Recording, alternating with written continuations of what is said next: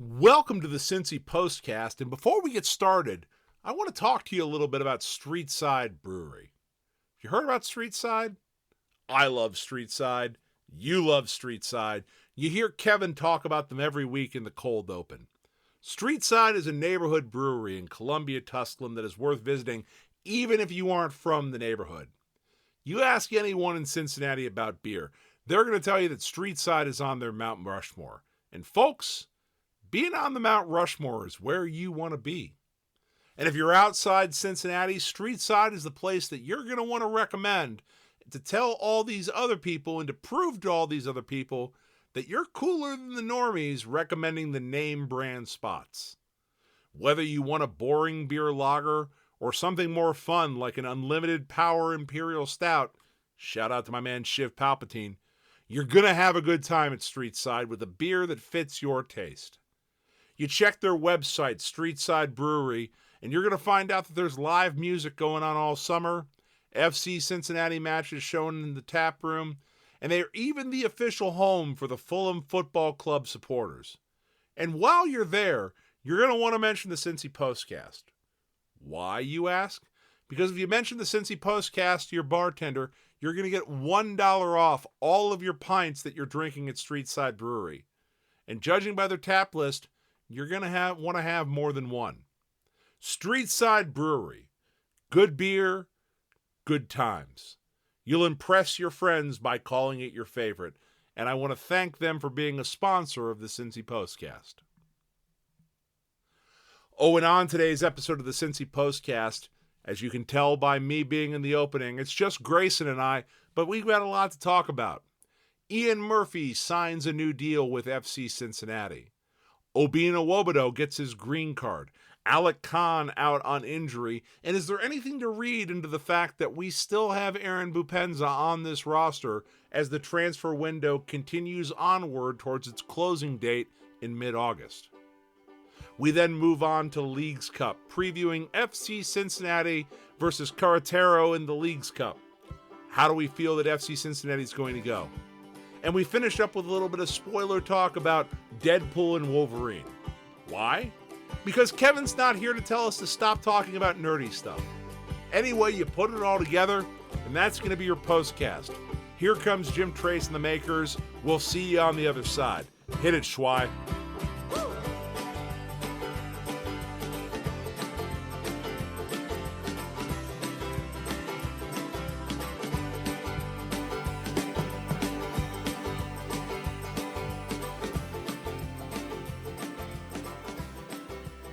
Oh, and joining me to talk about all that and more, it's Grayson and not Kevin. You know that because Kevin's not doing the intro right here.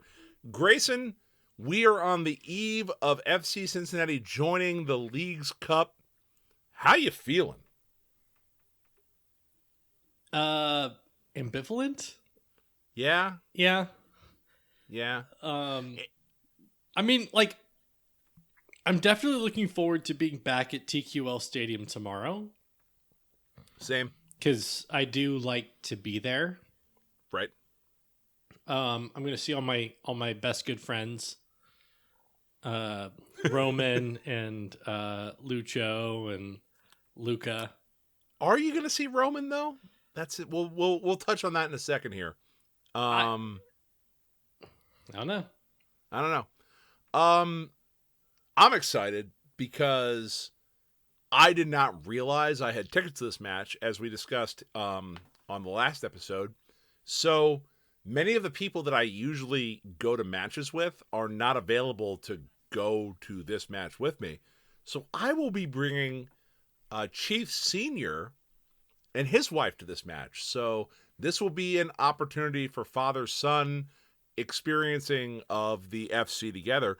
And I realize I have not been to a match with my father since the Nashville playoff game where FC Cincinnati advanced on penalties at Nippert Stadium.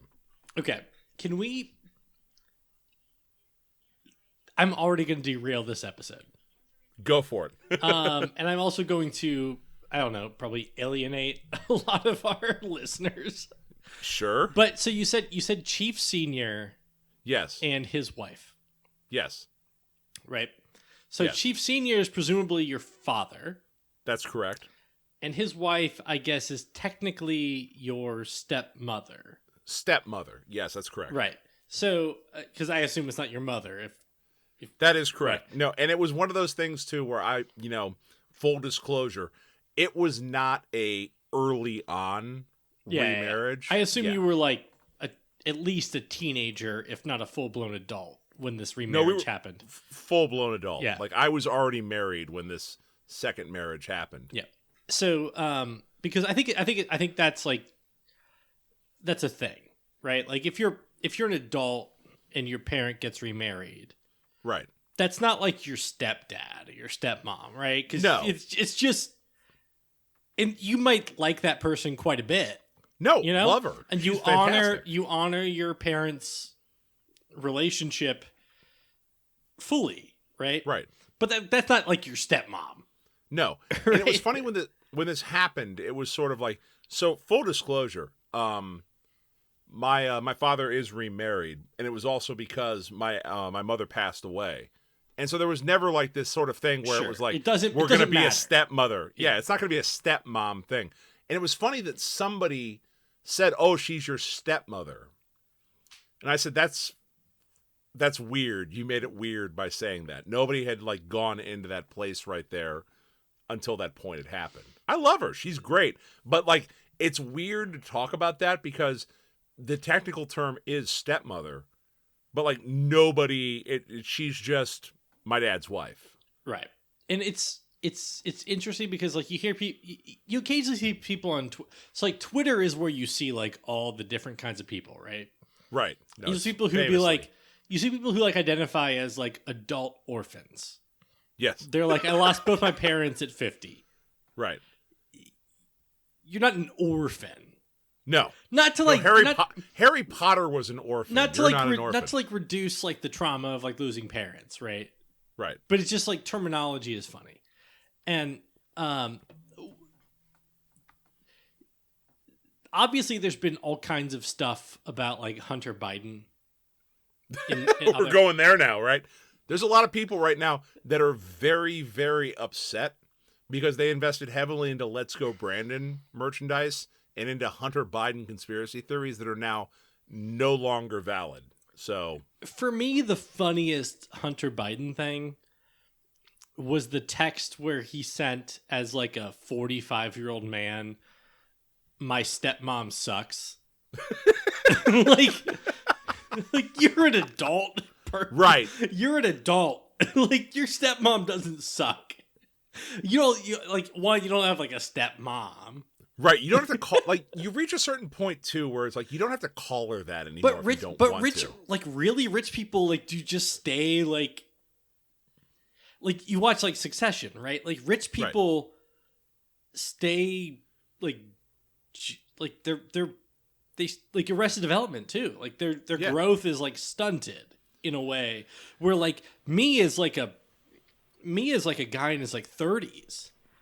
I would never imagine to like be texting like a friend of mine like, "I'd love to come, but like my fucking mom won't let me go." It's so crazy. What this whole situation, not to make the podcast real when this is objectively the dumbest thing I do. What this whole situation taught me is that adult relationships and like this idea of what family means is very, very weird. And as long as it's making somebody else happy, and it makes my dad happy, it makes everybody else happy. Like, I'm not going to obsess over names or things, or we never had a talk about what we're calling his wife or what she is to me. She is cool with my dad. We buy her Christmas gifts. We go and hang out at their house. And it's like, people need to stop worrying so much. And this is like a meta comment on society. People need to stop worrying so much about what we call things and just go with it. And if someone's making you annoyed or someone's making you happy or whatever it is, just go with it. And whatever feels right to you, whatever feels right that's going on, I'm not here to judge. But like the idea too, what you were talking about, my stepmom is busting my balls right now or whatever. It's like, she doesn't have to be your stepmom when you're in your 30s or your 40s. You can choose to call her Terry. Like, whatever you want to do, it's cool. Like, you're not going, she's not making you do your homework in the 5th grade any longer. Let's normalize as adults choosing how we want to interact with other adults and engaging with other adults in ways that we find conducive to our own personal happiness. Right. But that goes... she will go ahead. She'll be accompanying us to the FC Cincinnati match tomorrow. And what's funny is I've never gone to an FC Cincinnati match with her before. So, and I haven't gone to an FC Cincinnati match with my father since we joined MLS, and I'm very excited about that. So, yeah. And I'm just gonna like to put a button on that. I think it goes the other way too. Like, if you're really young and there's, your parents are not together or get divorced or whatever, and this person who has been in your life since you were like 4 or 5 or 6 or whatever, like, yeah, it's also like, what a wonderful thing to have had that person in your life that entire time. Right. And there's no one perfect way to do all this. And it's just, if it works, it works, and stop worrying about labels and names and whatnot. Yep. So that's gonna be coming up this weekend, or not this weekend. Tomorrow actually, or as you're listening to this today. It's weird to me also too that we're taping this on a Wednesday night, and it's been a long time since we've had a Thursday match too. Like, this is also screwing me up as well. The last Thursday match was probably in Monterey, right? Was it a Thursday for CCL? One of them was. So, Cavalier away was a Thursday? Yeah, that sounds about right. Monterey home was a Thursday, I think. Right. There's so much weird about this. I don't know. I don't have any object permanence. We've established this. No, it's the baby with the car keys. You can jingle them in front of our faces, and we're just not gonna. We'll be distracted by that. It is weird, though, a little bit that there's so much weird about this, and this is not to rehash a lot of the conversation we had on the weekend, but it's weird to me that we are playing this match, FC Cincinnati, on a Thursday, and so much of the Leagues Cup group stage has already been completed. Yeah, Red Bulls are out. Red Bulls are out. I was about to say that, like, Red Bulls are out of this tournament, and we haven't played a match yet. Yep. And it feels like so much of this is half-assed and weird and just not conducive to following along or creating any sort of narrative at all. It was weird that we're playing on a Thursday, because usually our midweek games are Wednesday, which messes with our recording schedule a little bit. But now we're in the position of a Thursday game recording on a Wednesday night beforehand. I don't know. I'm not in a mental place right now. I still haven't been in a mental place where I'm ready for this game tomorrow. I'm like you. I'm excited to go back to TQL Stadium. I'm excited to see the FC. But vibes just feel off. Yeah. Because this is supposed to be a Wednesday game, and here I find myself on a Wednesday recording, and we haven't played the game yet. I don't know. Yep. Am I wrong about that? I don't think you're wrong about that. I think it's going to be really weird when you guys are recording Sunday night and there's a game Monday. Right.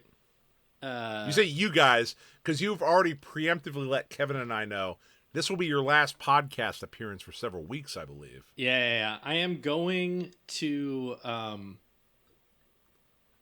let's say I am going to... I don't know, pretty close to like... maybe pretty close to Pavel Buka's ancestral homeland. Yeah, I'm gonna say pretty close to Pavel Buka's ancestral homeland. Maybe we'll do some on-site reporting. Right, because when I go to my wife's ancestral homeland, that's Green Township. When you go to your wife's ancestral homeland, that's across an ocean. Okay. Yeah. Yep. So we'll see. We're deconstructing the mystique of Grayson in real time right here. Yeah, I will definitely. I already know for a fact I'm going to see a Pavel, and I don't know if I'm going to see like a Denisa, but I'm definitely not going to see a Molly. No. Molly was adorable. Molly was adorable. Molly was so good. So I sent that to several people I know, and it was well received. So to go inside the bit a little bit here. So if you haven't seen it, FC Cincinnati posted a incredible 5-minute video of Pavel, his wife, and the entire world was introduced as well to the third member of Pavel's family, Molly. All for dog. The dog. All for dog. Everything for dog. Everything for dog. And Molly will be big sister. If they made Molly onto a calendar for FC Cincinnati, Molly would sell the program out because Molly was the most adorable good boy I have seen. My wife asked. I never send my wife FC stuff because she does not care. Does not want to see it because she doesn't want to see it because you talk about the FC on the podcast and this is your FC outlet. Yes, she does not want to see it. I sent her the video, and she asked.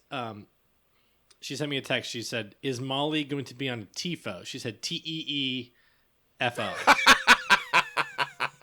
We should have Molly on a TIFO. I think we should have Molly on a TIFO. Molly should at least get a player banner at the top of the Bailey. Molly does need a. If Molly doesn't have a player banner by the end of August, feels like a massive failure. It really does. No, Molly is adorable. Pavel and his wife, just incredible content. They're expecting a child. That's really cool that they did that as a birth announcement right there. That was a really cool video. And I realized we're going to be all over the place on this episode because Kevin isn't around to guide us. We've both been drinking, all the good stuff. That was an incredible video because there is nothing that sells this team more than players talking about how well they've been treated, how well the community is. That was a walking endorsement for the city of Cincinnati, the community of FC Cincinnati. And God, Molly should be on club material. That was just good stuff. I'll read a couple of texts my wife sent me after sending the video. To peek behind the curtain. Yes. His wife seems very sweet and check. No, I will not date you. We are too young to date. I also told you that basically. Maybe it's cultural. Because they met on a train when they were 15, and she was like, "No, it's too young. We're not dating right now." Yep. And then presumably they reached an age where this was old enough for her to be okay, and she's like, "Yes, I date you now. We buy dog." Yep, and the Czech accents, so good. Yeah, really, really well done. I love Pavel, whatever you want to say, because I'm an ignorant American. Love that man. Great content. 10 out of 10, no notes. They should be doing this type of content for every player that comes to the FC. Yep. Humanize these guys. Humanize who they are. Let the fans in just a little bit like that. Just tell us Cincinnati is like Prague. Yes. We want to hear that. We don't care if it's true. No, I don't need it to be true. It's like we said all along. I need to hear it. I want to believe the lie. I want to believe that you love Cincinnati as much as I love Cincinnati, as much as we all love Cincinnati. Yes. And I walked away from that video with Pavel thinking, this man loves Cincinnati. Yep. And you know what, too? I want to go to Prague. Prague is one of those cities I've never been to. Everyone I know that's been to Prague has said how incredible it is there, what a cool city it is. And when somebody's telling me, oh, no, you already live in a city that's like Prague, my heart grows 3 sizes bigger hearing stuff like that. I will tell you, I do think Prague is overrated. I don't want to hear that either. It's too touristy. We went. I've been a few times, but I remember the first time I went with my wife. She was very upset at the number of people that were selling like Russian nesting dolls for various characters. Various like pop culture characters and stuff because like Elsa from Frozen, yeah. nesting dolls, yeah, because she was like, "This is not Czech. Like, this is Russian. This is not Czech. This is for tourists." I would imagine that's probably like a faux pas of some sort. Yeah, Yeah. So anyway, I do think Prague is a cool place to go if you haven't been to a lot of places. They don't necessarily have the right type of like Eastern like European. when you say that, like it's a cool place to go if you haven't been to a lot of places. That's also true of like Indianapolis. Yeah. If you haven't been to a lot of places, Indianapolis is kind of cool. They don't have the right kind of like Eastern European cola at a lot of places that you might like if you're just looking for that kind of thing for some reason. Right. So yeah. I feel like if you go to Prague, everything should feel like you're in one of the underworld movies. Like Kate Beckinsale should come around a corner and like tell you you've been recruited into a war between vampires and werewolves. I do think Bratislava. I think Bratislava is better than Prague, but Bratislava is also bullshit. Bratislava is bullshit. That's a T-shirt I'd own. Yeah. This is a funny story. All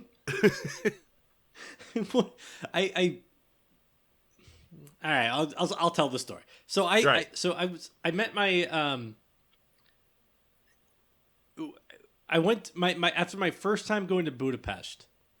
I met my wife's grandmother in a undisclosed location, and she asked about like what we've been up to, or whatever. We're like, oh, we went to Budapest, we did this and this, and she said something in a unintelligible to me that I understand now to be Budapest is bullshit. The only experience I have with Eastern Europe is that my great-grandmother once gave me the piece of advice. You have to be careful when you deal with Serbians. Serbians carry knives, and that's the only thing I know about Eastern Europe in any sort of way. But my great-grandmother was also... She knew how to say...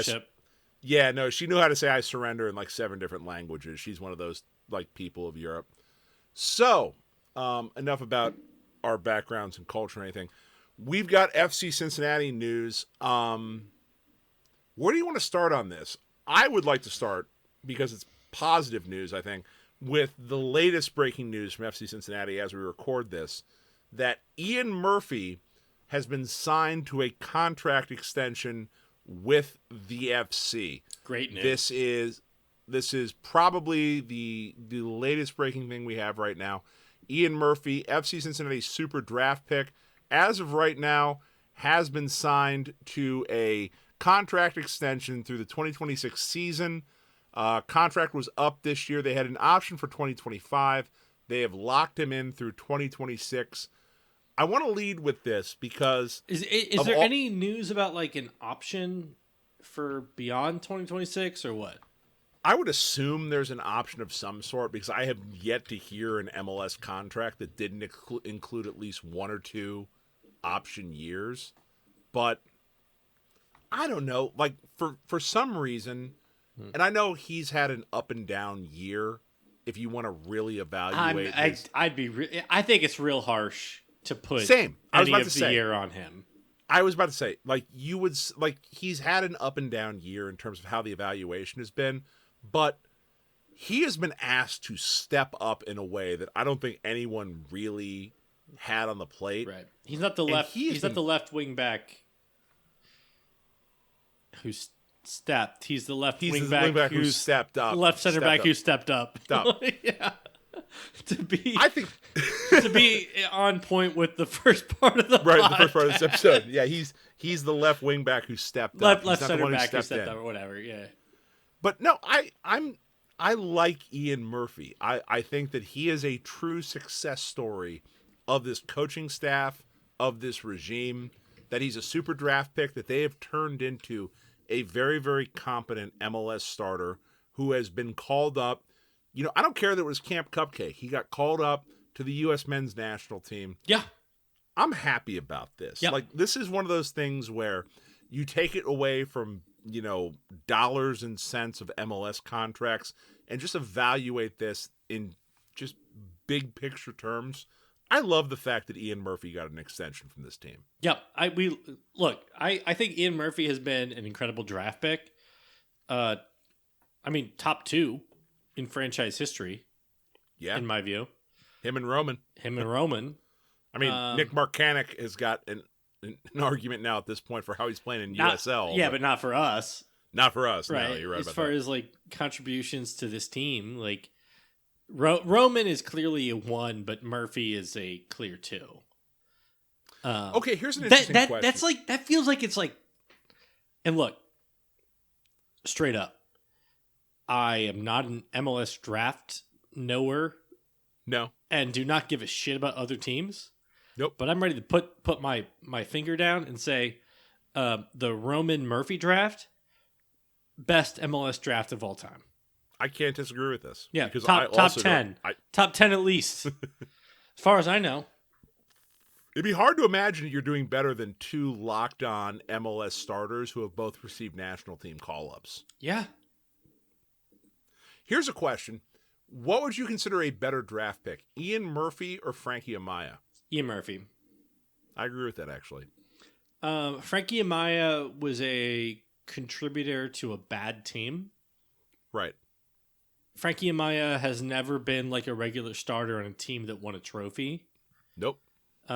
He's never been a regular starter on a team that did much of anything. No. Best you can say about Frankie Amaya is that he was a contributor to a team that didn't accomplish anything. That got dumped out of the playoffs by the team that he had left. Yeah. Frankie never even made it to a national team camp. He got a call up, but he got sick.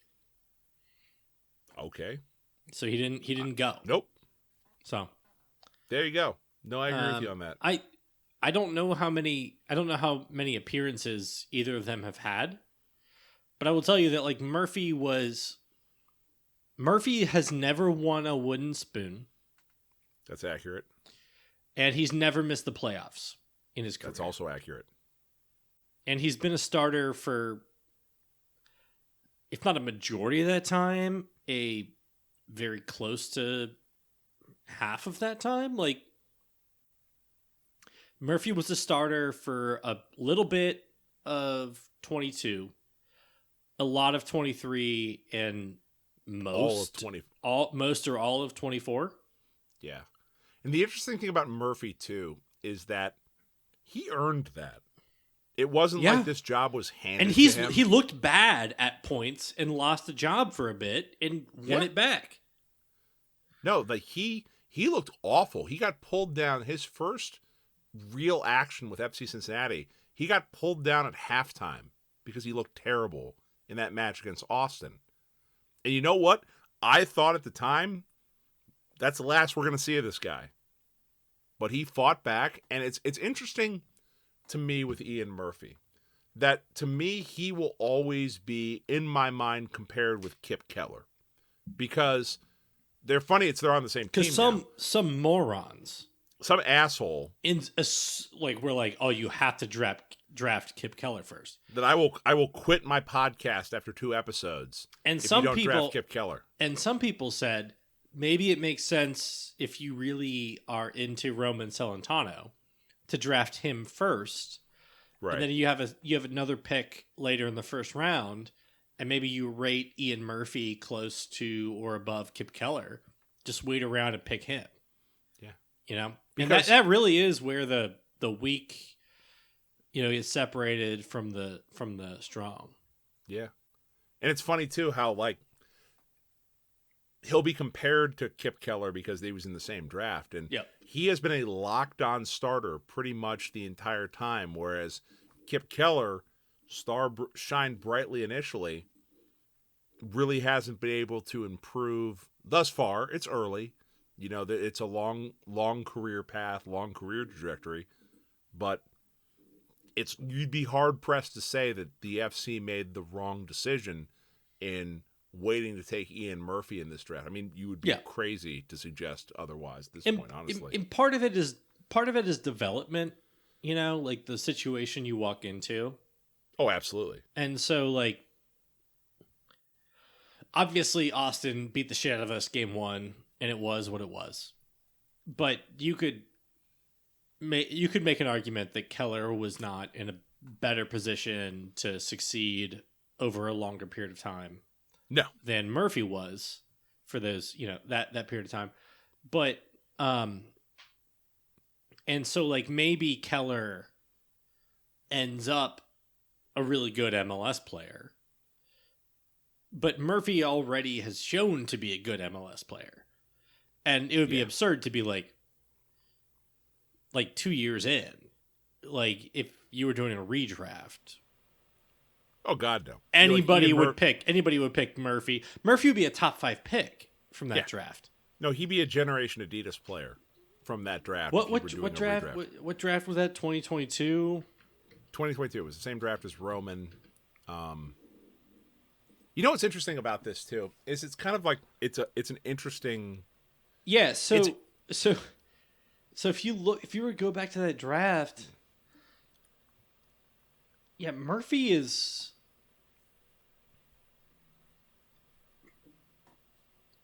It's got to be high up. Murphy is easily a top 6 pick. So here's who's like good.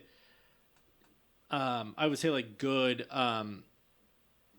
MLS players from that draft. Ben Bender has been good. Roman Celentano, Thorleifr Olfersson, Patrick Schulte. Schulte's been pretty good. Ian Murphy.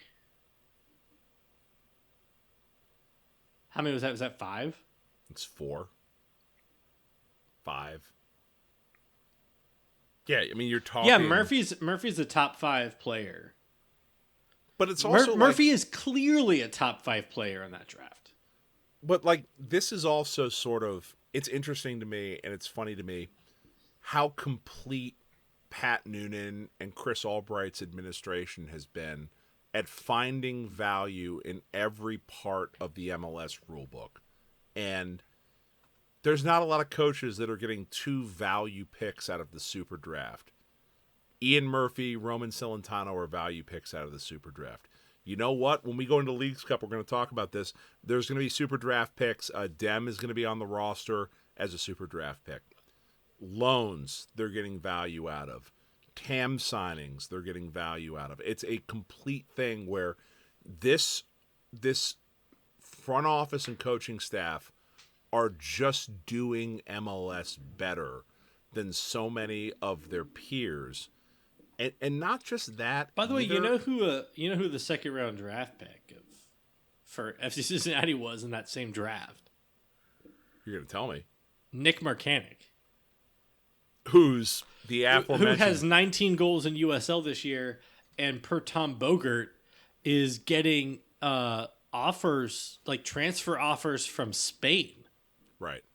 Like, yeah, the only thing you can criticize... What a draft that was. Yeah, the only thing you can criticize Albright about is that we didn't have room for this guy at FCC2 or on a supplemental roster spot somewhere where we couldn't have signed him and loaned him somewhere to get these minutes so that we would get some sort of a sell-on fee for this. No, they've killed it. And with Ian Murphy in particular, it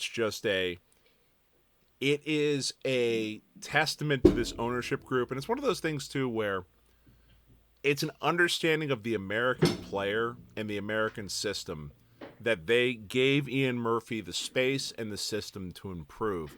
And also, not for nothing, it's just one of those things, too, where, yeah, we got our ass kicked by Austin in year 1 of the Albright-Noonan regime. Game 1. Got our ass kicked by St. Louis in St. Louis first year. Is there either one of those teams you'd trade position with right now? Nope. In terms of how the roster has developed, the coaching staff, and the culture have developed? And the answer is absolutely, unequivocally, no. No. And it's a proof of the other team you can throw in that category as well as Nashville. These teams start out hotter than a firecracker, and you think to yourself, oh, man, how embarrassing is it to be Cincinnati that they didn't make the playoffs in their first year?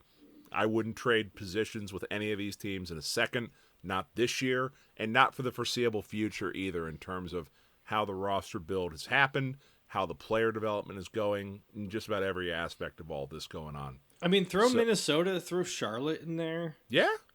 Like, very few of the teams that have been expansion teams after us or like right before us would you trade places with? LAFC. That's about it. LAFC. And even then, it's like... arguably Miami? Maybe Miami. But Miami is such a weird case. But only because, like, I'd trade places with them, but, like, you can't because... They have Messi. They have Messi, and Messi's not signing. Messi was only going to be in Miami. Right. Maybe Atlanta, but even Atlanta's having problems now. I mean, and I guess it's been Atlanta's years. got the trophies. Yeah. Like Minnesota, Charlotte, Nashville, St. Louis. Nothing. They've got nothing. They have They're nothing. Just, yeah. So that's good for Ian Murphy. I'm happy about that. We're happy about that. Everyone's happy about that. Well earned. And, we'll obviously see what the dollar amounts are, but it is really, really good for a team that is, we're trying to figure out what this roster is going to look like going forward. Ian Murphy is definitely, a glue, the type of player you need to have on your roster in order to do well. And it's like a perpetual issue. When you draft well, is like eventually those cheap budget players are going to earn a new contract. And then it's like, what do we do? Yeah. Eventually they earn more money. And but it's almost like a Cincinnati Bengals Charlotte thing. just won penalties against Cruz Azul.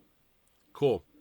This tournament's a joke. We'll talk about that in a second here. Yep. But it's you just have to accept it.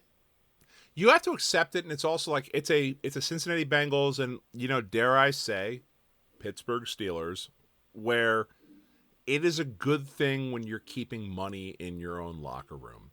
Yeah. I will believe this. This is one of those things where you watch sports long enough.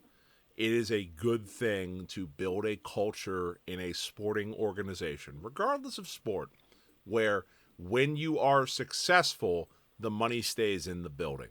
And I think there's nothing better about building a culture than rewarding the players that you have that are performing for you. I think that energizes a building when your guys get taken care of and you have a reputation as an organization that takes care of their own guys. Other news from the FC, we're going to have a new starter, or at least new player, potentially, by the time you listen to this on Thursday, in terms of players available for selection. The visa process is complete, and FC Cincinnati will have a new center back available for selection for the opening round, or their opening match of the Leagues Cup. Awaziem, am I pronouncing that correctly? Awaziem? Yeah, so the team's pronunciation said Awaziem, but I don't think that's how, but I don't think that's how he says it. If you hear him say it, there is potentially a slight at the end. Yeah. But it feels more right if you're an American English speaker to just say Awaziem. Awaziem is how that, because you're gonna trail off at the end to get that slight bit, I think, naturally. Yeah. So to my ear, it feels more correct when I've heard him say it to just say Awaziem. So the Post Cincy is going to officially declare his pronunciation to be Awaziem. That's how we're going to say it. That's how I have now said it in my mind. Awaziem completed his visa process on Wednesday, July 31st, is available for selection in this match on Thursday. Grayson, I had no doubts. Are you excited that this visa process is completed and he may make his debut for the Orange and Blue by the time everyone's listening to this? I'm excited. I'm excited for it, and I think he should make his debut. We need to get him in the team. I agree. There's more value in getting him into the team, playing competitive games with the other center backs than there is to have the perfect back three for any individual game. And I will say, given the people available, to me, there's no question that he's part of the perfect back three. If it's not him, we're fresh out of center backs, honestly. Yeah. The only issue that we're going to have and we're going to run into, I think, is that, and Pat Noonan, I think, has alluded to this in his interviews that he's done with the media, is that he is in his off season right now having just completed a season over in Europe that ended in the May timeframe. Yeah. So we assume, and obviously we don't know this because if we knew this, this would be a violation of law and we would never be privy to such things. We assume that he has probably been training with the first team, or at least training with the team. He's been observing in some capacity. Right. And by observing, maybe, hitting the exercise bike and maybe getting out there to get a closer look at what he is observing on a first I'm sure he's also been exercising, yes. Yeah, I'm sure he's been exercising. He's been exercising and observing. Right. And not the floor exercise like Simone Biles. I assume that he Right. is actually getting out there and doing some soccer-related exercises. Having said that, the clear trend with Pat Noonan has been that players coming in like this, they do not view as match fit. Yeah. I'll say this, 90 minutes fit. Sure. So it will be interesting to see if they choose to go with the Awaziem starting and being pulled off early, or if they choose to go with the someone else starting and Awaziem coming off, because in the League's Cup, it goes to penalties after the conclusion of full time if the match is tied. So there is a hard cap on the number of minutes that you are going to play if you come in as a substitute, much like a regular season MLS match. So I would guess we see Awaziem in some capacity tomorrow. It will just be a question to me of whether or not they start him with a plan to pull him out after 50 minutes, or if they bring him in the second half with a plan for him to play 40, 45 minutes total of game time. I think it's probably one of those two things. Yeah, I think it's probably easier to manage his minutes to start him and then either pull him at half or pull him after 60. I would think so too. Plus, that gives you more flexibility to kind of monitor how the game goes. Yeah. So it wouldn't surprise me if he comes in. It wouldn't surprise me for it to be a situation where he comes in and Yedlin moves back outside versus him coming out and Yedlin moves back inside. It's going to be one of those two things, I would think. They're very thin at the center back position for this game. And by virtue of how this is all shaken out, they're in a position where a 3-point result will basically see them through, I think, to the second round. So a 3-point result moves them forward. A penalty win also moves them forward. Okay. Yeah. So any positive result against Querétaro gets us through the next round, where we will host the game regardless of whether we finish first or second. Right. So it'll be interesting to see what they do. But I am excited that he's available for this game. And also, it's one of those times where, so running a soccer team, running a football club, there are a lot of people that go into that. And I feel like this is a time to highlight the people that we don't usually talk about. And that are the people that are in the back of house, so to say. Yeah. Who work on the visa process and who help bring these people into compliance to get them set up with the club so they can play. Because it's a common misconception. The league does not handle this for players that are incoming transfers to MLS. Even though this is a single entity league, it is still left to the individual clubs to make sure that players that are incoming have proper paperwork, get their visas done, get those done in a timely fashion. And correct me if I'm wrong. I can't. But I don't know about it. You don't know about it? I think you know a little more than you're letting on. Having said that, it feels intuitively like we have gotten as an organization a lot better at this process of getting paperwork done and getting people into the club than it was even 2 or 3 years ago. It feels like it does feel like the team has gotten a lot better at it. And then I do think that there's a bit of a dance to it that people maybe don't appreciate, because there are different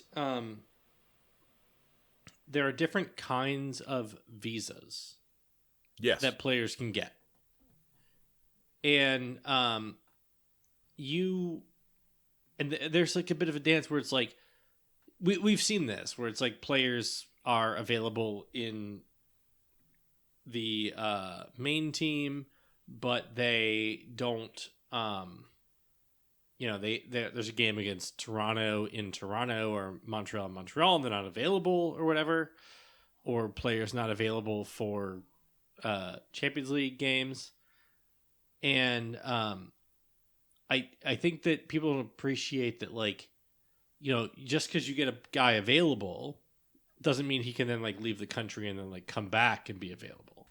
Right. So trying to time out, especially like with a mid-season transfer,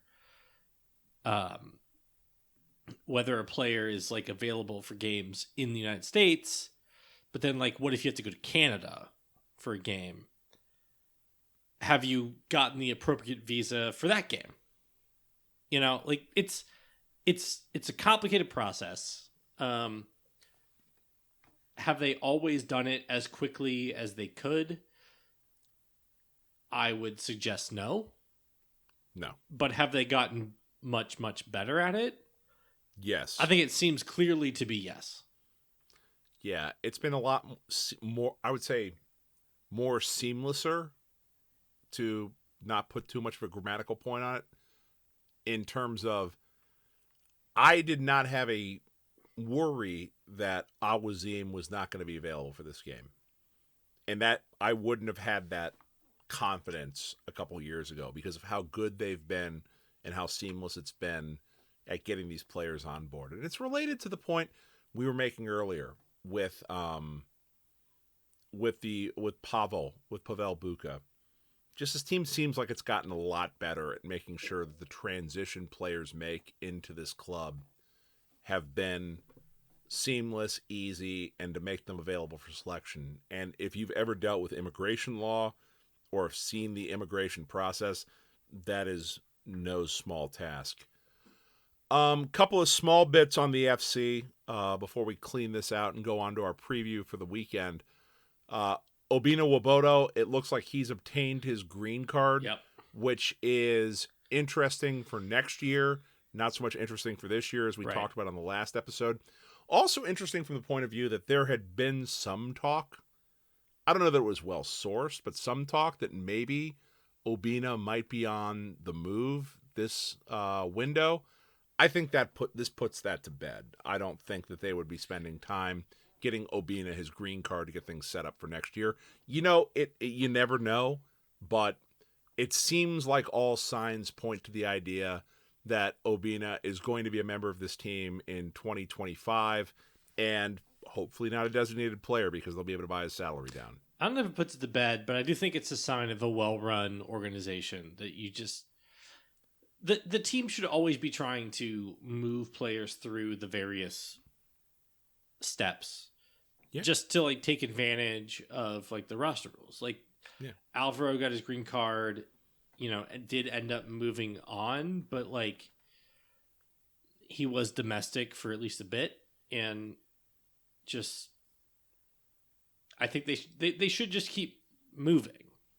Like you never know what's gonna happen with the player. No.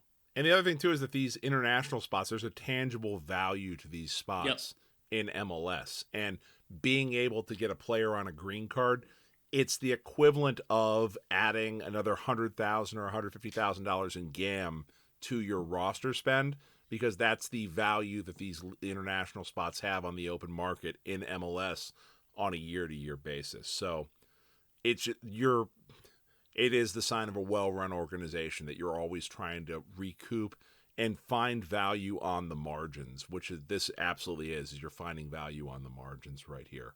Yep. Last bit of news from the FC. Obina gets his green card. We've got Awaziem coming in for the game this week. Last bit that we've got, don't know how you feel about this. Apparently, we're bidding on the 2027 MLS All-Star Game, or an MLS All-Star Game that is occurring sometime in the near future. This move the needle for you or not? No. We have been confirmed as bidding on various MLS All-Star Games at various times. I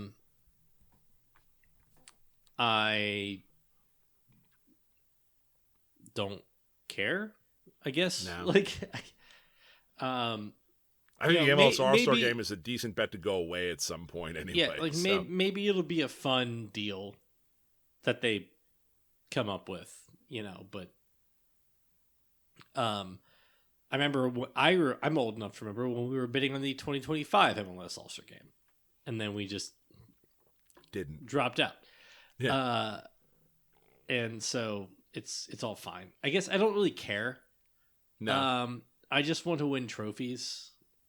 This is not the level of the World Cup or any of those things. I can't see myself buying tickets to the MLS All-Star game. Like if there was an option that season ticket holders can buy an MLS All-Star game ticket for $200 or whatever it is, I don't know that I'd do it. I just don't care enough to watch the. I probably would, but one, there's certainly a ceiling at which I would, and two, I don't know. I don't care. I just don't care. Right.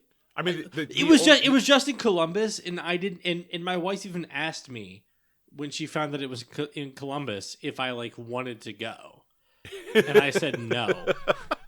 No, it's funny too because I talked to Kevin about this when we were just texting about something else, and it was like, man, we should have gone out to the All-Star game to do content instead of going to Red Bulls to watch the team get waxed. And I said, I don't regret that in the slightest. No. Not one bit. Oh, I forgot. Last bit of FC news, sad bit of news, unfortunately, because we are a Goalkeepers Union podcast. Alec Can, famously Alec Can. I will never pronounce that right. Alec Can has been confirmed as being confirmed as being out for the remainder of the 2024 season. Apparently, the injury he's been nursing is going to require surgery. He will be out until 2025. They still have a contract on him because he signed an extension. Yep. Sucks. I feel bad for Alex. It sounds like he was in line potentially for minutes in this Leagues Cup tournament. Yeah. So the question, I guess, becomes, and this may be a teaser into our preview, do you expect to see Evan Loro lining up tomorrow as the starting keeper for the FC and Leagues Cup? No. It'd be pretty cool if they did, though. Yeah, I'd be all for it. I think it's gonna be Rome. Yeah. I feel bad for Alec just because it seems like. I mean, it sucks to be hurt. It sucks to be hurt, and it seems like he likes it here. It seems like, well, he signed an extension when there was no reason to. No, and you would not have forgiven him for deciding, you know what, I'm going to go test the market and see if I can find a starting spot for myself out there in MLS. God knows there's teams in this league that need help at keeper. Yeah. But I don't know. Everything you hear, it sounds like the vibes are really, really good in the goalkeeper's room. Mm-hmm. And they're a weird bunch of cats, man. Everybody that follows this sport will tell you that the goalkeepers are an island unto themselves. And we seem to have a pretty good group of that there. And you feel bad for anyone that's getting hurt. This team's been bitten by the injury bug a lot. Sucks. But you know what the good part is? Is that I feel still, and I'd say this if I didn't already like him for being on the show, you feel supremely confident. This is why you keep Evan Loro on the staff, because, now you're not worried about an academy kid or worried about someone that has no game experience coming in and stepping in to start. Yep. Cool stuff. That's your FC Cincinnati news roundup. Grayson, did I miss anything on this? No. I mean, there's been no window nothing. news. So Are you concerned at all that we still have heard nothing about Aaron Bupenza right now? Yes, but unreasonably. Yeah. All right, so let me ask you this question. Okay. Before we move on, let me ask you this question. What part are you more concerned about? That we have heard nothing about Aaron Bupenza, or that we have heard, we've heard that they want to move on from Aaron Bupenza? That's the worst kept secret in the FC community right now. Yeah. We've at least heard that from a number of people. Is it concerning they haven't moved on yet and they haven't found anything? Or is it more concerning that we've heard nothing about what we're doing with these U22 spots that we have available? I would say the U22 spots because they don't seem like they're dependent on whatever you do with Bupenza. Right. So, I'm a little more concerned with the fact that like Columbus is like trading for all kinds of. So like Columbus has an open DP spot. Yep. But they've traded for several players to improve their roster. Just one got announced yesterday. Yep. And I'm concerned that we're not doing any of that. Right. That we've only done the Miazga replacement. Where we've just gotten back to level as opposed to actually improved the roster in this window. Yep. But, you know, you got a couple weeks, so there's time to do it. And I guess I'll reserve judgment until seeing what we've done. Right. The important thing to remember, I think, right now is that, like, I'm personally panicking, but that's always because I do that. I'm always going to be panicking while we've not done stuff. But for the purposes of like you can't judge the window every day. No, you have to judge the window at the end of the window. Like, panic when it comes to sports is my love language. This is how I express my fandom in sports. But objectively speaking, like, look, if they make all these deals in the last couple of days before the window, congrats. Like, you're still getting all these players in over a week and a half before games start mattering again. So the League's Cup is kind of fucking with my perception a little bit of time and what's real. Like, I'm going to a game tomorrow. I'm going to this Querétaro match tomorrow. It isn't real. Like, if they lose tomorrow, at the end of the day, am I going to be mad? Maybe, but it's League's Cup. Like, I have no expectation of success in League's Cup. I don't think this team is geared to succeed in a tournament like this right now. Mm-hmm. If they get grouped, to use a word that I hate, okay. But eyes on the prize has always been MLS Cup. If they use this tournament to get some players some minutes, get some things worked out, and then bring some additions in later in the window, at the end of the day, I can't be mad about that. And I'm going to choose to reserve my panic until we get a little later in this process. Yeah. And I think to put things in like a little bit of perspective. So like I read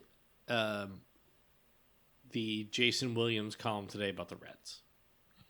About how man than I. Yeah, about how to judge the Reds. And I disagree. I disagreed with him, but his thing was like, if the Reds haven't, put together like a good team by next year, then you should be calling for people's heads. I will say that like it's very possible that that FC boofs this window and they still win a trophy next year. I don't think that would make up for this window. No. Because I think that the team should be thinking about winning a trophy this year and next year. So like if they don't do enough this window to win a trophy this season, but they still win a trophy next season, this is still a failure of a window. I agree, mostly because like I don't think this team should ever be taking windows off. Yeah. I don't think that MLS is a league where there are lots of leagues out there where, we can't compete this year because we don't have a franchise quarterback, or because we can't spend the way the Dodgers do, or we're not attractive to talent. We don't have a lottery pick the way. I don't think MLS is like that. I think there's a shitload of low ambition ownership. There's a shitload of low ambition teams in this league. If you have ambition to win in MLS, as the league is currently situated right now, you should be in contention to win every single year. Well, and that,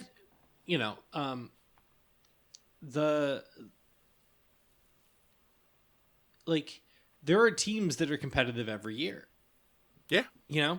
So like, I guess I just like for one, like I don't understand the mindset where it's like, yeah, we can suck for like 15 years, but if we win one championship, right, that shows the process worked. Yeah, but like a bunch of teams won in those 15 years, and you sucked. That's Florida Marlins I don't baseball. understand. I don't understand like how you measure success at that point. But the other point, my other point is like the team came into the year thinking like we can win a championship this year. Right. They lost a few players, but they lost like legitimately. They lost one player. Yep. And they replaced him for no budget hit with a player who should be. Like I know nothing's theoretical, and I know I said that like it's not fair to expect like, Awaziem to be as good as Miazga, but on paper he's like a comparable player to Miazga. Yep. So they replaced that one player with a comparable player. So they have the team at this point that they thought they started the season with. There's no excuse not to have done whatever else you thought you needed to do to win the championship. No. So if you don't do those things or you don't win a championship, it's a failure. Even if you win a championship next year. And I hope they win, both years. But I just want to make the point. And I'm not trying to be like too hard on them. I'm trying to be pessimistic, but I am saying that like the expectation this year still needs to be this team is supposed to win a trophy. Yeah. And if they don't win a trophy this year's a failure. If they win a trophy next year, this year is still a failure. Next year, awesome. Great season, you won a trophy. No, and like I really want to make sure that it's clear on this, is that this is not unrealistic for MLS. No. And like what the ownership has stated their goal is not to be competitive selectively. Yeah. They've stated their goal is to be competitive every single year. And look, you built an absolute palace of a stadium. You spent the money on that. You hired incredible managerial and front office staff. And you paid them a lot of money to retain them to make sure they stay here. Your ambitions as this team are not to be selectively competitive. You don't want to be the Reds. You don't want to be the Bengals. You want to be a team that is competitive every single year and playing for a trophy every single year. And frankly, there is a window. We've talked about this before. There is a window right now where there is a market inefficiency in competitive soccer in the United States. There are so few teams trying to win every single year that if you decide to make that your brand, and the ownership group has told us, Birding and all the mouthpieces for this team have told us, that's what we want to be. We want to be a team in the United States that is competing for trophies every year. We want to be the Liverpool, the Man City, the Man United of American soccer. You know what you don't get to do when you're one of those teams is take a fucking year off. You don't get to do that. The expectation should be that you are among the elites every single year. And I get it. If a year gets away from you because of injuries or because of chance or whatever, what I don't get is a year getting away from you because you have a DP spot where you weren't willing to buy the player out to sign a better player. Or where and you had two open U22 spots and you didn't fill them. That there were two U22 spots and you didn't fill them because reasons or whatever. I don't buy that. And, I don't want to lose sight of the fact that, like, you hear about the, like, MLS teams and their finances and, like, MLS teams losing money, like, year in, year out or whatever. Right. Like, one, like, most of their books are private, so we don't get to, like, audit them or whatever. Right. But, so like we can't really like look at like your MLS team and your related businesses and like see like how your wealth might have grown based on your ownership of the MLS team or whatever. Right. But more simply, we have like as a city, we have given the team like effective control of like an entire neighborhood. Yep. Of like real estate development in an entire neighborhood. Yep. Sold their building out despite the fact the product was dog shit for like the better part of 3 years. I'm not super interested in like oh, this guy didn't work out, so we need to like wait it out, or like, we need to like be sustainable or anything. Like, you own the real estate development in a neighborhood that's next to the urban core for the next like 20, 30 years or whatever. Yeah. Like, spend some money. Yeah. And the money we're talking about right now is win some trophies. It ain't. I don't care that the state didn't put the money in. I don't care you didn't get the tax credits for the music venue or whatever. Put the money down. Pay for the players and the team. Your rivals are bringing, like, LA Galaxy officially is bringing in Marco Reus. LAFC is officially bringing in Olivier Giroud. Columbus has brought in multiple players. They still are going to bring in a DP. Atlanta is bringing in multiple high-priced DPs. That's your competition. We've given you... We have signed a big chunk of the city over to you. You're going to make however much money from the real estate and all the related businesses and everything. Put a fucking winning product on the field. Do what it takes to stay competitive when your window is open. Make it happen. You got 2 weeks to fill the U22 spots. You got 2 weeks to replace Bupenza. You got 2 weeks to build in whatever depth you need in the midfield or defense or whatever. And make it happen, because a lot of people went to City Hall and like a lot of people are like not, writing about various, covenants that may or may not have been met in the community benefits thing. And I'm just saying, like, let's, or just put it more basically than that. To put it more basically than that, your rhetoric needs to match. Your actions need to match your rhetoric. And if you're going to gas us up and say that this is a team that wants to compete at the highest level, it's like you said, and I think it's a incredibly fair point. If this is Leo Messi's team in Miami, they're not tolerating a DP spot that's not producing. If you're gonna put Tommy G on TV and he's gonna say, this team's got ambition. Show it. Show your work. Show your work, and the work has to be more than just like, we whiffed on these 4 signings. I do not care how many signings you whiffed on. No, you do not have a useful ambition until you hit. Yep. Because my thing is too. You can be as ambitious as you want. Yeah, Paul Ryan was ambitious. Yeah. Like, right. You can be as ambitious as you want. You haven't done shit until you've hit on your ambition. If you're not signing at least Welsh Pool, I'm not interested in what you're doing. All right. Want to predict this game? Segment 2? Yeah. Let's do it. All right. Join us in segment 2. We're going to predict this game. We're going to get you out of here because you don't need to be listening to a 2-hour episode when we're on match day. So stick around for segment 2. This episode is also brought to you by Cincy Shirts. Look, you know Cincy Shirts. You love Cincy Shirts. They've been with FCC from the beginning, and we here at the Postcast, we're just huge fans of their work. They were very early sponsors of the Postcast here, and we have always enjoyed their work.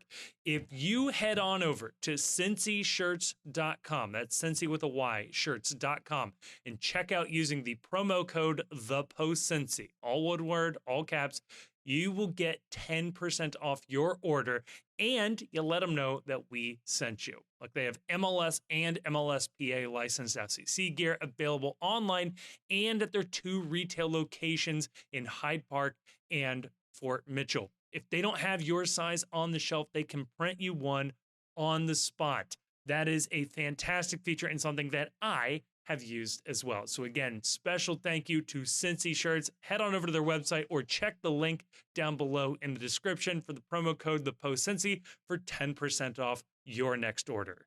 And a huge thank you to Cincy Shirts. Oh, we're back. I don't know who did that ad read. I have to see whether or not Kevin has sent me the ad read for that or whether or not I have to do it. Either way, great ads. If you want to sponsor the Cincy Postcast, The DMs are open. Hit us up. The Post Cincy on Twitter, X, whatever the hell Elon's calling it these days. Or if you just want to send us an say you want to sponsor us, always have sponsorship opportunities available. Grayson, who is your ideal sponsor for the Post Cincy?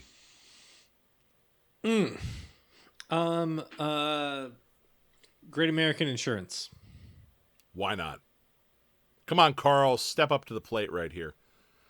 So, I do not have access to the Patreon questions here, Grayson. Yeah, me either.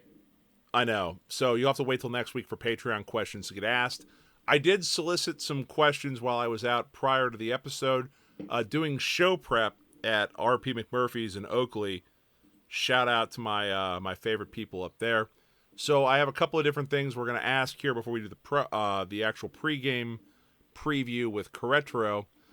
PJ asks on Twitter, and this is a one-time opportunity right here. You didn't pay for Patreon. I'm still going to take your questions.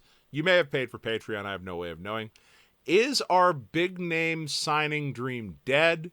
What do you think about that? Are we going to get a big name signing, or is it just going to be a signing, lowercase s? I think the expectation should be a big name signing. I think it has to be, right? If they're going to put it out there, the expectation needs to stay. Like, they've not put any information. They've not, like, they've only put that information out there. They've not, like, tempered expectations at all. They've not put any explanation about, like, why a big name signing should not be expected. And so, like, my feeling is, like, do not let them off the hook. No. I agree. No, don't let them off the hook. And also, when you're a team like Cincinnati, you always have to be pushing the envelope. You always have to be getting the best signing available. You have to be out there pushing back against the narrative, which exists, that it's hard to get players to sign to a Midwestern United States market that isn't sexy, quote unquote, like New York, Miami, and Los Angeles. You've always got to be pushing back against that narrative. You should be offering the most money possible that you can get in order to get the best name possible. And who has not tried to hide behind that narrative? Who? Columbus Crew. They have not. They've never once. The other thing about the Columbus Crew, Columbus Crew signed a bigger striker than we did. Yeah, and it's unfair. It's unfair. The expectation. It's not unfair. Our rival is Columbus Crew. Yeah, they should be, if they're going to be talking about signing a big name striker, it's got to be bigger than Cucho. It has to be. It's unfair in so much as that, like, there are so many teams in this league where the closest geographic proximity rival is dog shit. So fine, many. But like, you don't get to choose that.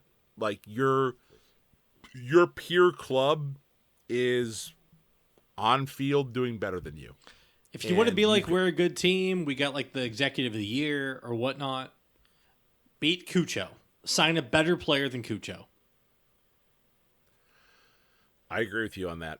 All right, here's an interesting question. Dalton Joseph asks, out of our normal starting 11, excluding soccer, what Olympic sport would each player compete in? So maybe to make this easier, pick one player on our starting 11 and tell me what Olympic sport you would select them for.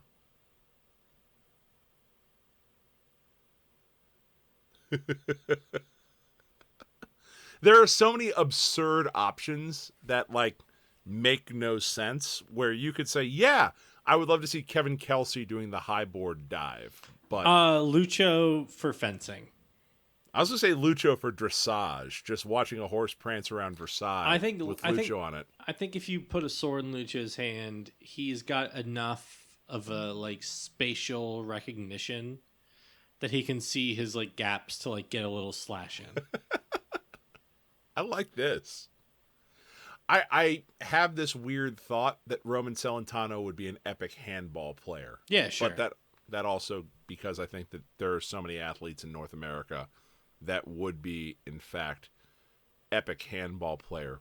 Miles Robinson for 3-on-3 basketball, because apparently you don't need to be like any type of like basketball player to be in that sport.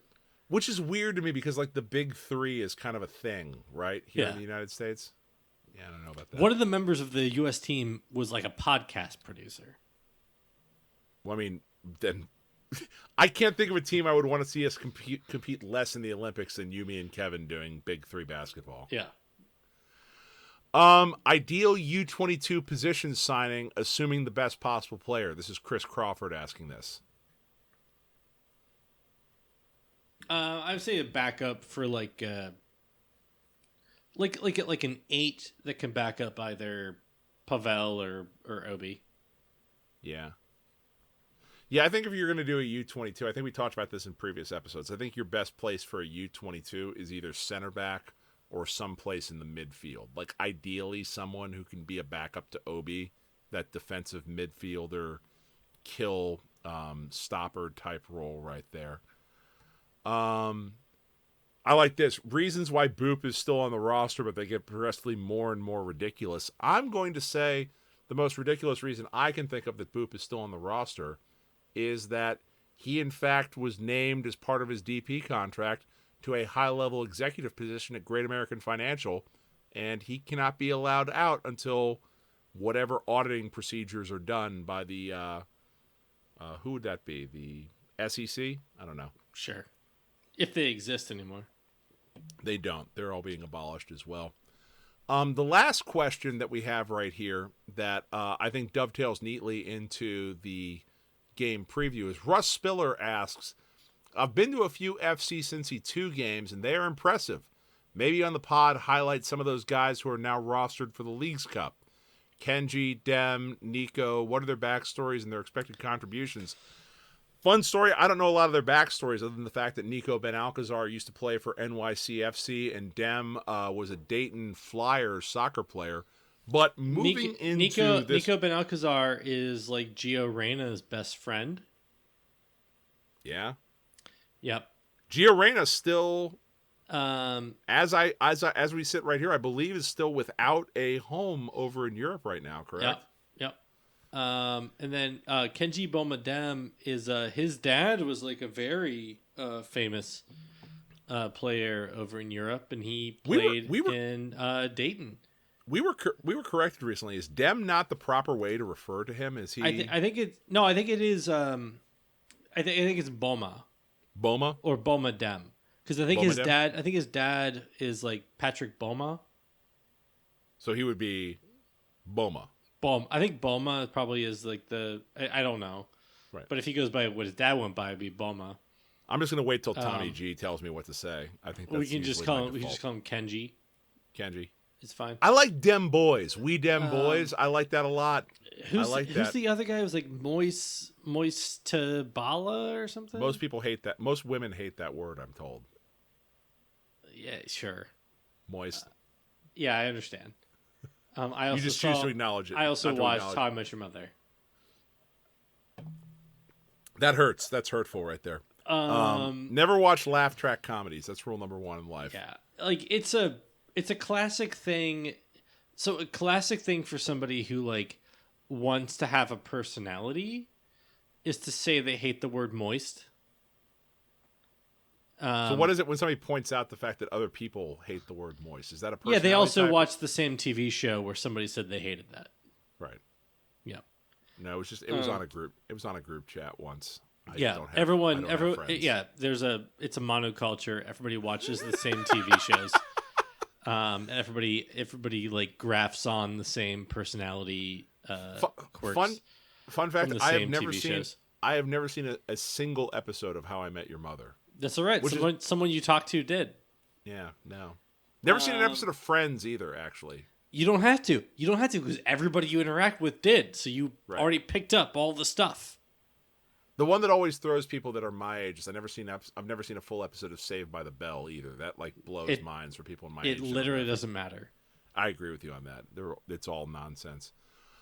So anyway, we have a match as you're listening to this, or I don't know when you're listening to this, but we're playing Querétaro. We're gonna win 2-1. All right, so we're gonna win 2-1 with Querétaro. Will there be any deviations from what you would consider to be the starting 11? Yeah. What do you think? Awaziem. Awaziem starts. Anybody else? Do you think that we see any of the FCC2 people that have been called up? Do you think that we see rotation in the midfield? No, I don't. No. Lucho has been nursing injuries, so Lucho allegedly starts both up of his top. feet. I'll say this. I think we start. I think we start Emil Assad at left back. I think we start Lucho and Orishano together up top, and then I think it's like Dotto as the tip of the sword. I think it's going to be Kubo. I think they get Kubo back up top. Okay, that's fine. I feel like that's overdue, and that like That's what they should do. Well, I feel that part of also that we didn't, we talked about it a little bit. We talked around it. Is that part of the reason why this team had a dip in form a little bit? Is that they had seemed to have latched onto something with Kubo playing in a striker role, and then all of a sudden he had to play to cover because Obi was out, and then after that he had to play on the wing back because they had other people that were out. Yeah, and that like getting Obi back and getting Lucho and getting Kubo up top is for the benefit on this. Yep. Do we know anything about Querétaro? Anything we want to say about Querétaro? They stab people. We don't know a lot more about them than that. They're not very good. They're not very good. Not very They're down good. the tape. They lost to NYCFC. Am I wrong? So am I wrong for thinking that like the League's Cup, like they need to move at some point some of these games to Mexico? Because like there are so many absurd results in this tournament. Austin won again against Monterrey. This tournament seems just illegitimate at this point. Mazatlan is up 2-0 on Nashville. That sparks joy. Yeah, like straight it does spark joy. I think it's possible that like the first. I also think it's possible that like the first round games you're at an advantage against the Mexican teams, and maybe they like pick it up. In the next game, but kind of like the Open Cup with MLS teams back in the day, they don't try until they get. But into the knockout rounds. I do think that like at some point they probably do need to figure out at least some of the games in Mexico to be like a truly like equitable, like at least some group games, if not knockout games. It feels illegitimate when I'm watching these results and I know that the teams losing are dog shit. Or well, like it's like something's up, right? Right. Like you're like Austin beat two Mexican teams by like multiple goals. Right. No.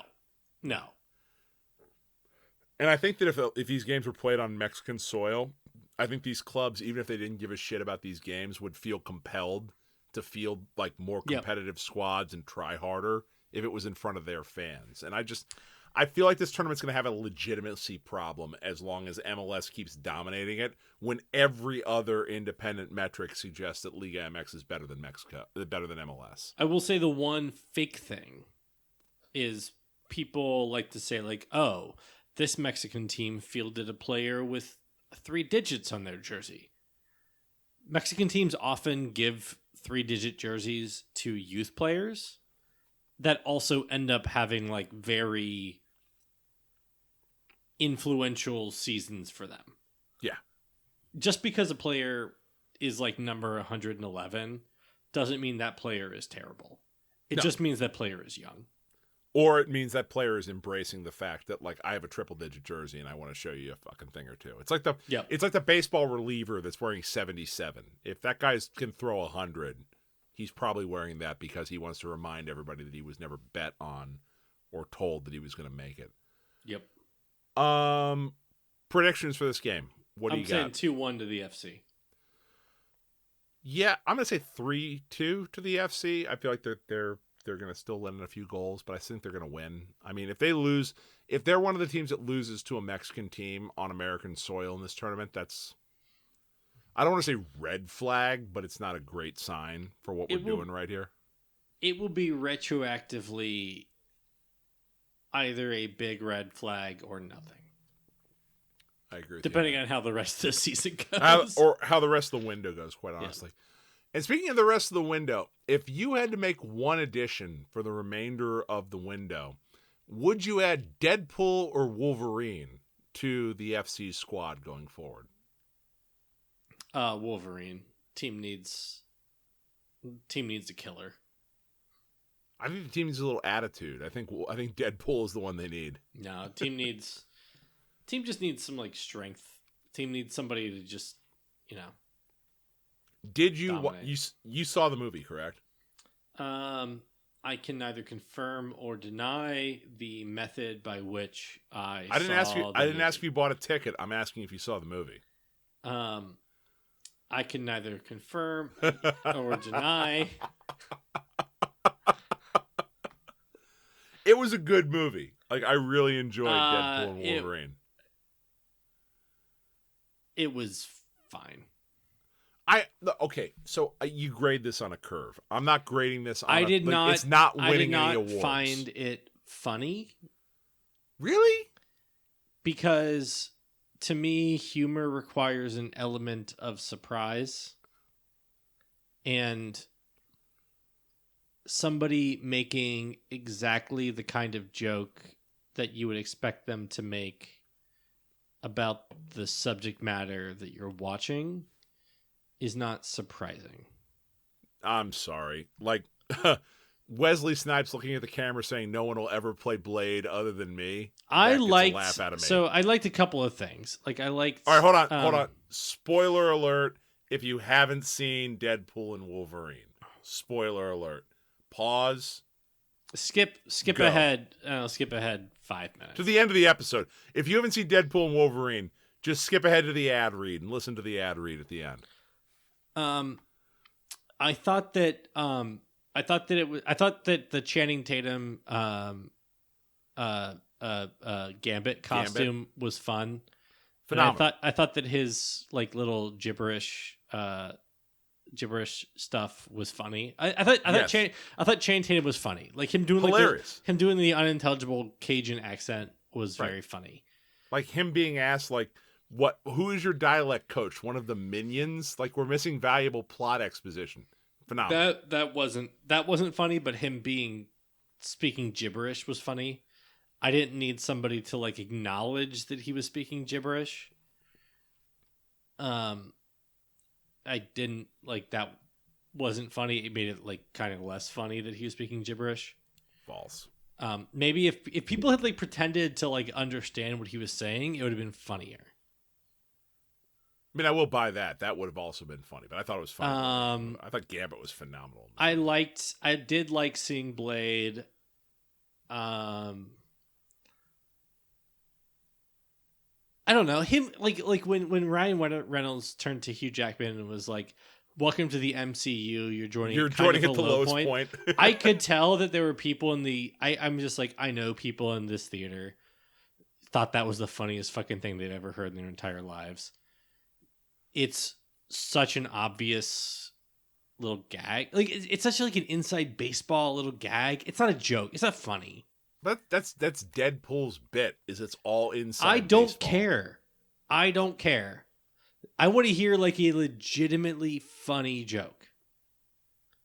And I don't want to hear like, I know I've read The Hollywood Reporter and I know what people are saying about the Marvel universe, and I see somebody acknowledge what people on Reddit are saying or whatever. Like that's not funny to me. What's funny to me is Channing Tatum comes out and just like kind of mumbles and people pretend like that's funny. That's funny. Like Channing Tatum coming out and mumbling is pretty funny. Yeah, that's funny. What's funny to me is that they kept the bit going that he really hates the Honda Odyssey or the Kia or whatever it is because he's selling cars. It's a Honda Odyssey, and I did not understand it. I did not understand that joke. Nah, he sells Kias. Fuck the Honda. That makes me laugh every single time. I don't know. I'm a simple person in that regard. I also enjoyed the whenever we make references to, remember this from season 1, episode 5 of this, which you would have had to have a PhD to know every single thing they were referencing in this. I enjoyed that as well. I thought that the woman that played Charles Xavier's sister, yeah, Casanova. I thought she Cassandra Nova. I thought she did a really nice job. Yeah. I thought she did a really nice job. I liked some of the Hugh Jackman stuff. I thought the Henry Cavill thing fell super flat. The short Wolverine I thought was a little funny. I don't know. I liked it was a funny joke. Yeah.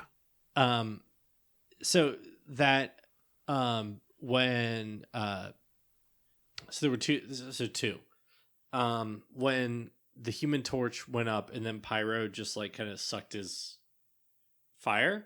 That's pretty funny. And then when it turned out at the like after credit scene that he had actually said all the stuff that he was like saying he was like all the fucked up when shit. When he got his skin like sucked off. That was pretty funny. That was funny. I don't know. I just, this is my brand of humor, and I'm just like, I'm a very simple person when it comes to a lot of this stuff. I had low expectations for this movie because I thought it was just going to be a train wreck. I also enjoy just the idea that he keeps telling Hugh Jackman, you're stuck doing this till you're 90. They're never going to let you go. Like, you have to keep doing this forever. That was funny. Capping off the very last till you're 90 was a funny bit, and you needed the earlier stuff till to you're make that 90. You needed that earlier stuff to make it funny. Like that was a well constructed bit too. Yeah. The other part about this movie that I love tremendously is that finally we're giving Logan its flowers as unquestionably the greatest superhero movie of all time, and I don't think it's particularly close what number 2 is in terms of superhero movies. Yeah, I don't think Logan's the greatest superhero movie of all time. You're just wrong. Sorry that you're wrong about that, but you are in fact just wrong. I'm not sure it's the best X-Men movie. Well, you're just fucking out of your mind then if you think there's a better one than that. Unless you're going to say X-Men 1, because X-Men 1 I will give credit for the fact that like there was nothing else. It was quite literally blazing a trail of here are comic book movies that don't suck. So X-Men 1 and X-Men 1 and Spider-Man 1 both blazed the trail of like there's still like it is like there's like it is like you can make these movies good. Yeah. And they're very different movies.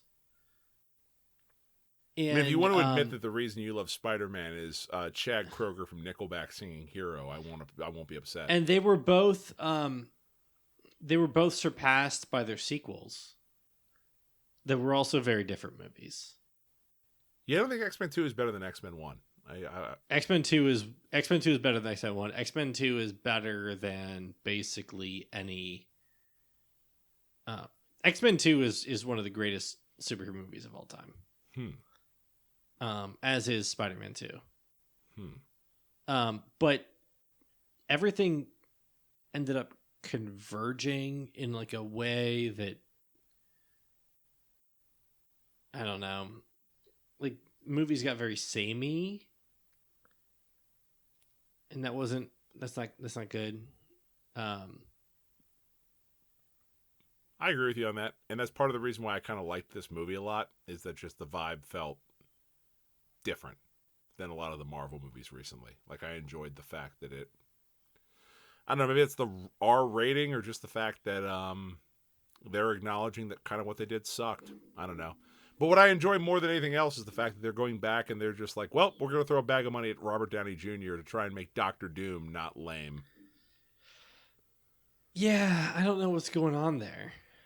Yeah, I don't know, like, it's a dude in a metal mask. I guess they're figuring, like, we've got one guy that made that not shitty. We can try and run the same thing back again.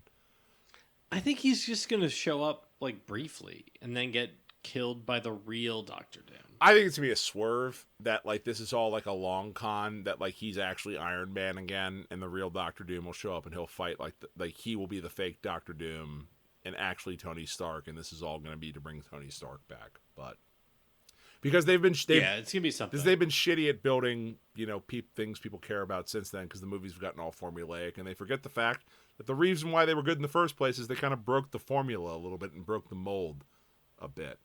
But I don't know. It was fun seeing Hugh Jackman back as Wolverine. It's like he is singularly in the realm of kind of like Mark Hamill and a lot of like the character actors, where it's like he's just incapable of being someone other than Wolverine. He is, or we'll put it this way, there is no one else that looks the part of Wolverine the way he does, even though they tried to play the joke with Henry Cavill being in there for the cameo as the fake Wolverine. It's not that he looks the part of Wolverine. Well, he's created. It's that he made the part of Wolverine him. Which is very similar to Robert Downey Jr. and Tony Stark, where it's like that he has created such an iconic look and feel for this, is that now everyone else judges against that. I think people forget this. The first X-Men, they do kind of like a perspective short guy kind of thing. Yeah. And they immediately abandoned it afterwards because it's like... And they abandoned it after the first movie.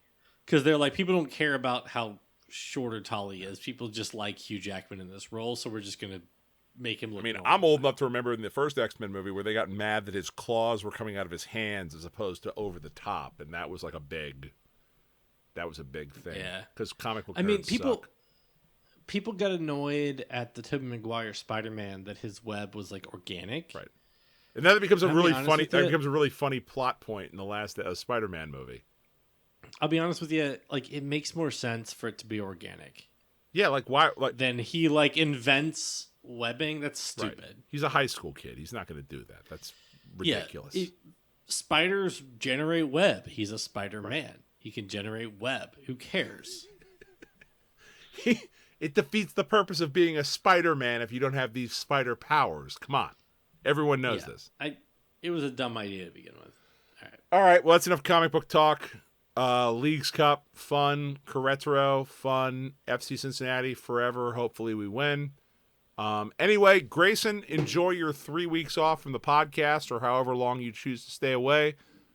We will be back on Sunday to recap everything that happens on this game and give you your preview of whether or not NYCFC is a must-win.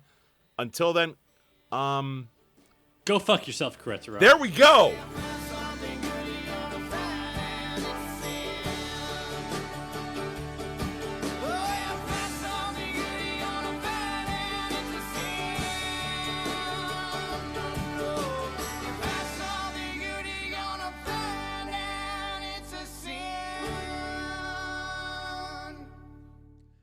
Thank you so much for listening to this episode of the Cincy Postcast, which is a production of The Post Cincy. You can check us out at thepostcincy.com for all of our written content as well as links to our social media.